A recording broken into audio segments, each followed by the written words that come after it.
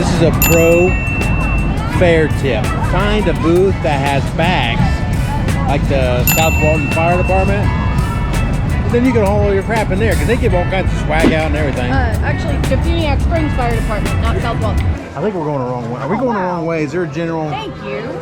Does it go the other way?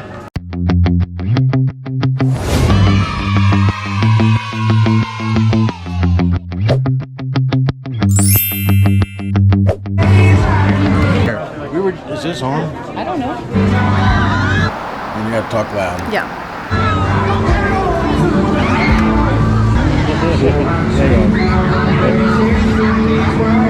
It just cracks me up that this building just says The Fair. That's so freaking good. I'm Erica, and this is David, and we are 30A Misfits. Two transplant locals who love to adventure. Come explore with us. The purpose of the fair is for the benefit and development of the educational, agricultural, horticultural, livestock, charitable, historical, civic, cultural, scientific, and other resources of the county. The first Walton County Fair was held in November of 1924 on Armistice Day. It was too cold, and somebody said, Walton County is known for having the most beautiful Octobers, so they moved it to October.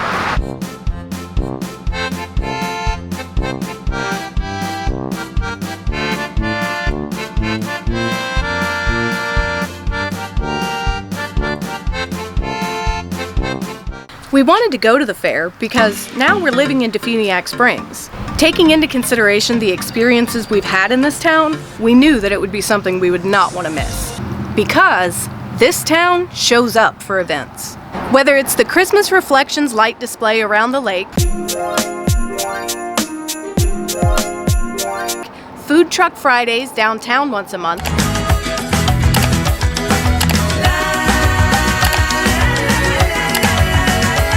or the annual county fair, this town shows up en masse to support their local events. Without question, this is one of the factors that added to this town being synonymous with the best small town in Florida.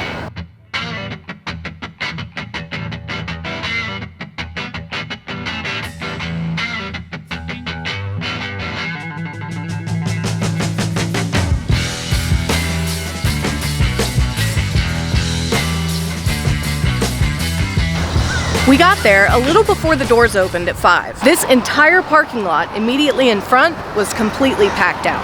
At the entrance to the fair, a huge line had already formed.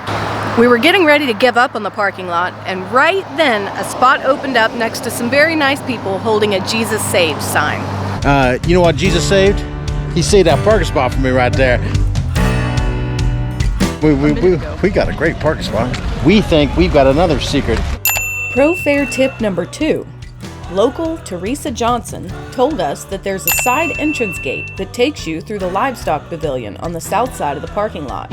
Apparently very few people know about this because we bought tickets and walked right in. Some call it the barn entrance, some call it the VIP entrance. It was pretty cool. It felt like we were being brought backstage at a concert and we had no idea which way to go. An entire video could be dedicated to the agricultural, horticultural, livestock part of the fair, highlighting 4-H youth development in the county. We are not the ones to give this subject its full credit. So instead, we're just going to focus on our favorite subject, the food. David went for the Italian sausage truck. Somebody's very excited about his sausage. Yeah, I mean, it's fair food. Italian sausage, please. Anything else? That'll do. Pro tip number 3. The Italian sausage isn't worth the money. The price on the board out front was $9.99. So I'm already curious about how we got to $11.44. So I'm trying to remain open-minded, tipped her generously, and then she hands me this tiny little thing. So I took a bite and confirmed my suspicions that this was absolutely nothing special. Lesson learned. Off to find more food. For dinner, I went for an egg roll because I love Asian food and that's the only excuse I need. Leave it to me to find Chinese food anywhere we go. I'm gonna go get an egg roll.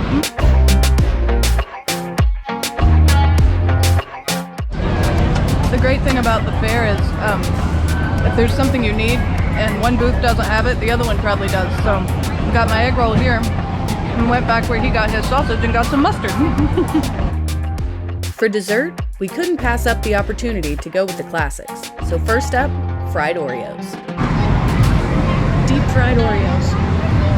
That's my one culinary request. All right. It's 2 Oreos. We got a double decker. That's excellent.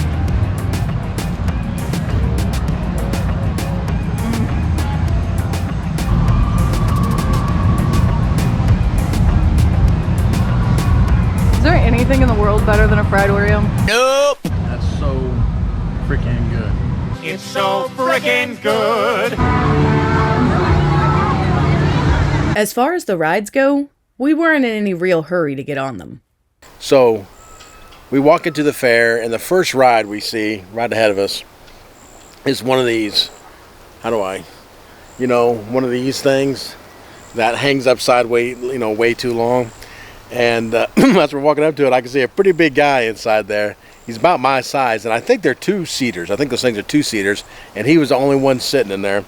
And I can see him just pushing up against the top of it as he's hanging upside down.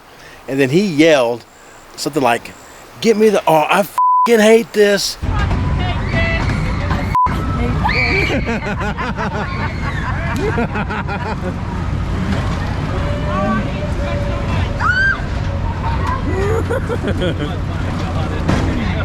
This looks like a fair ride. I mean, I don't need to ride this.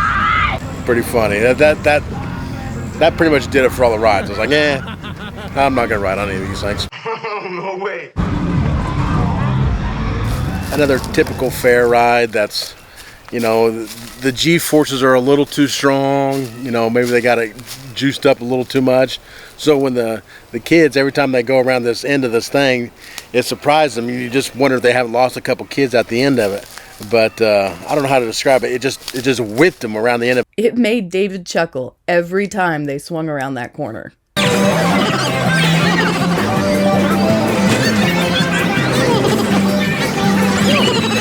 Our friend Philip Canterbury is always talking about the world of ham radio, and he asked if we would find the ham radio booth and talk a little bit about it. What does ham radio stand for? Well, it's actually amateur radio. Ham radio's been around for as long as radio's existed, and the thing that we've kind of become known for is in disasters, we can respond. When everything else fails, we can go in, set up equipment, reestablish communications links. If there was a hurricane, like if we thought maybe it was going to be one here, we can put ham radio stations at the different shelters or wherever emergency management would need communication support. So what we're doing out here is just trying to find more people that are interested in taking our ham radio class that we're going to start soon, and then once they get licensed, plug into our amateur radio emergency service program, which is called ARIES, and then they can do exactly what we're doing. How long does it take to get a license? Well, the classes normally are 3 hours, one night a week, for 8 weeks. And by the time we're done, you're ready to take the test and get licensed. You get on the air, and we're talking on the local repeaters. And Oh man, look! I picked up like 2 different Air Force bases. I think we better leave this one alone, George. No, this is a different one. Listen. This one's much denser, but Typically, to get into the business, how much does a radio cost? quite honestly, right now you can get a little ham radio like this that you can use on the repeater systems. You can get them as cheap as $29.95. All right, brother. Well, anything else? If you're interested in taking our ham radio class, you could contact me, I guess. My name's Bill McAlpin, WD9GIU. That's my call sign. And my phone number is 765-244-0511. DQ, this is WB6QLF standing by. Searcher out of Harmon, California. Is anybody in the void tonight? I'm looking for Diana Ross, but I'll accept any voice in the English tongue.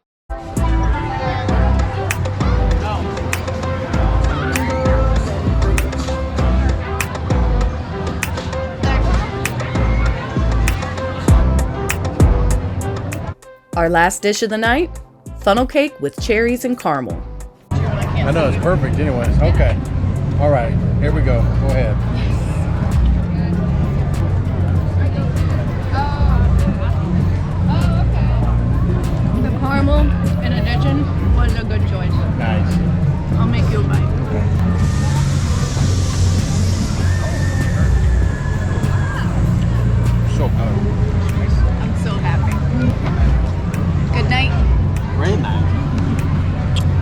We are actively looking for a place to move back to on 30A, but we are loving living in Defuniak. This is a cool town that's very active, and people go out of their way to be kind. It's definitely a special place.